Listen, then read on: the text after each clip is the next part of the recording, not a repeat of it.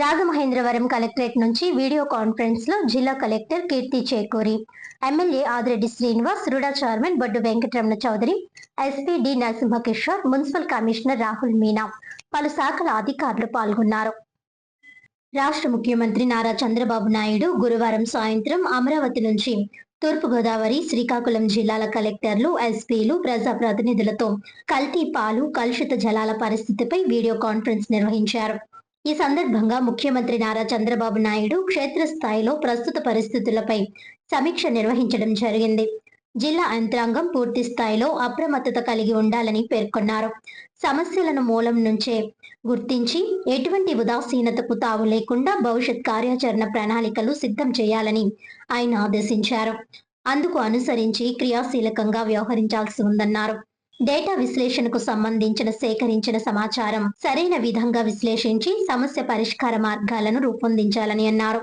సిద్ధాంతాత్మకంగా కాకుండా ఆచరణ సాధ్యమయ్యే విధంగా ఫలితాల మీద దృష్టి పెట్టాలని అన్నారు.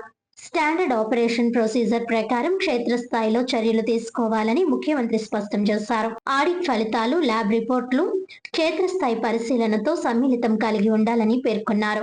ప్రజల ప్రాణాలను కాపాడే విధంగా అత్యుత్తమ వైద్య సేవలు అందించాలని, ఆ మేరకు స్పెషలిస్ట్ డాక్టర్లు అందుబాటులో ఉండేలా నిరంతర పర్యవేక్షణ చేయడం ముఖ్యమని అన్నారు. శనివారం మరోసారి సమీక్ష నిర్వహించడం జరుగుతుందని పేర్కొన్నారు.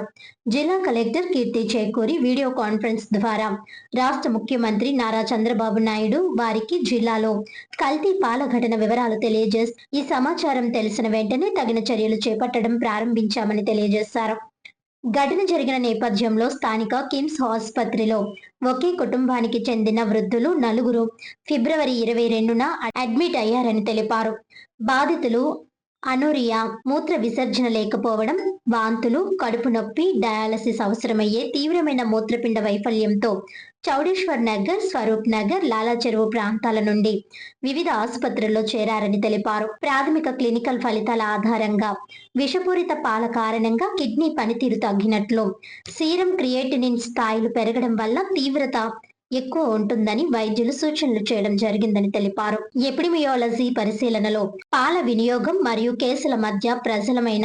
కేసుల మధ్య ప్రబలమైన సంబంధంగా ప్రాథమికంగా గుర్తించబడిందని, పరీక్షల వివరాలు వచ్చిన తర్వాత వాస్తవ కారణాలపై స్పష్టత వస్తుందని కలెక్టర్ కీర్తి చేకూరి తెలియజేశారు.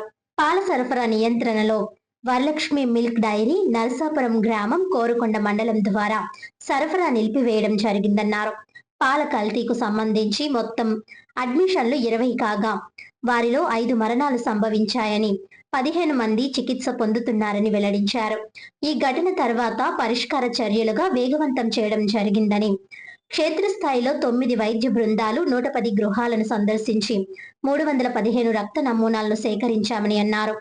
మరింత విస్తృత స్థాయిలో జిల్లాలో వనరబుల్ ప్రాంతాలపై ప్రత్యేక విజిలెన్స్ కమిషనర్ రాహుల్ మీనా ఆధ్వర్యంలో 14 సర్వేవల్ బృందాల ద్వారా 957 కుటుంబాలను ప్రతిరోజు స్క్రీనింగ్ చేస్తున్నామని అన్నారు. రాష్ట్ర ముఖ్యమంత్రి ఆదేశాల మేరకు ప్రజల ప్రాణాలను కాపాడడం, వెంటనే వైద్య చర్యలు చేపట్టడం, భవిష్యత్తులో ఇలాంటి ప్రమాదాలను నివారించడం ప్రధాన లక్ష్యంగా కార్యాచరణ ప్రణాళిక సిద్ధం చేసి అమలు చేయడం జరుగుతుందని తెలియజేశారు. రాజమహేంద్రవరం అర్బన్ శాసనసభ్యులు ఆదిరెడ్డి శ్రీనివాస్ తెలిపారు. ప్రభుత్వ పర్యవేక్షణలో చికిత్స పొందుతున్న బాధిత కుటుంబాలు సంతృప్తి వ్యక్తం చేస్తున్నట్లు, అత్యాధునిక వైద్య సేవలు అందించే క్రమంలో విజయవాడ రెయిన్బో ఆసుపత్రి సహకారంతో బాధితులకు మెరుగైన వైద్యం అందిస్తున్నట్లు తెలిపారు. అలాగే బాధితుల నష్టపరిహారం చెల్లించడం, మెరుగైన వైద్య సేవలను భవిష్యత్తులో కూడా క్షేత్రస్థాయిలో అమలు చేయడం వంటి అంశాలపై ప్రభుత్వం ప్రత్యేక దృష్టి పెట్టిందని తెలిపారు. కల్తీ పాల ఘటనపై సమాచారం అందుకున్న వెంటనే సదరు వెండర్ను అదుపులోకి తీసుకుని ప్రశ్నించడం జరిగిందని ఎస్పీ డి నరసింహకిషోర్ తెలిపారు. వినియోగదారులు పాల విషయంలో తేడా ఉన్న విషయం గుర్తించినట్లు తెలిపారు. ప్రస్తుతం వాస్తవ వివరాలు తెలుసుకునే దిశలో అవసరమైన అన్ని చర్యలు చేపట్టడం జరుగుతుందని వెల్లడించారు.